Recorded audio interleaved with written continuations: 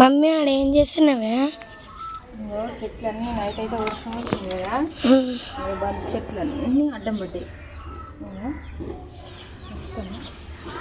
ఉండనట్టున్నాయి. ఇక పెట్టి పట్టణంలో కట్టాలి. చూడు పువ్వు మంచిగా పూలు పూసే టైంకి పెద్దగా అయినాయిగా చెట్లు. నైట్ వర్షం గాలి అన్నీ వచ్చేసరికి ఇట్లుండే చెట్లు.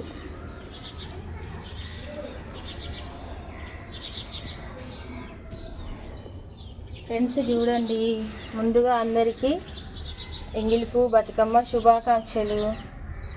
మా పూజ అయితే కంప్లీట్ అయింది. గుడి వెనకనే చెట్లు ఉన్నాయి. చెట్లు అయితే ఉండట్లే అసలు. కట్టె నాటి కట్టాలి. ఇంకా బాగానే అసలుకి కనీసం ఒక్కరోజు కూడా నీళ్ళు వేయలే, వర్షానికే పెద్ద